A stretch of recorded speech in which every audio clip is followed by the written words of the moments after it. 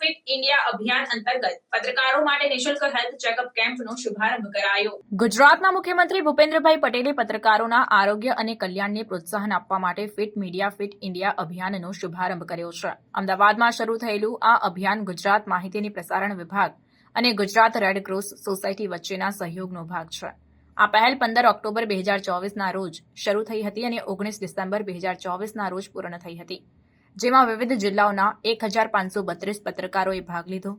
Health checkup કેમ્પોમાં રક્ત પરીક્ષણ, X-ray, ECG અને ડાયાબિટીસ, થાઇરોઇડ જેવી સમસ્યાઓ અને વિટામિનની ઉણપ જેવી પરિસ્થિતિઓ માટેની સ્ક્રીનિંગ સહિત વ્યાપક તબીબી તપાસ પૂરી પાડવામાં આવી હતી।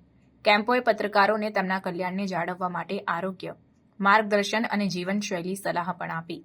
મુખ્યમંત્રી ભૂપેન્દ્ર પટેલે લોકશાહીમાં પત્રકારોના મહત્વ પર ભાર મૂક્યો। તેમને ચોથા થાંભલા તરીકે સંબોધ્યા, જે સચોટ અને નિષ્પક્ષ માહિતી જાહેરને પહોંચાડીને લોકશાહી મૂલ્યોને જાળવી રાખે છે। તેમણે પત્રકારોને વિવિધ પહેલો, જેમાં વીમા કવરેજ અને હવે હેલ્થ ચેકઅપ કેમ્પોનો સમાવેશ થાય છે, તેઓ દ્વારા ટેકો આપવા માટે સરકારની પ્રતિબદ્ધતાને હાઇલાઇટ કરી।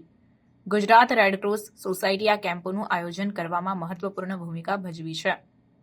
કેમ્પોમાં હાજર રહેલા પત્રકારોએ સરકાર અને રેડક્રોસ સોસાયટીના પ્રયાસો માટે તેમનો આભાર વ્યક્ત કર્યો।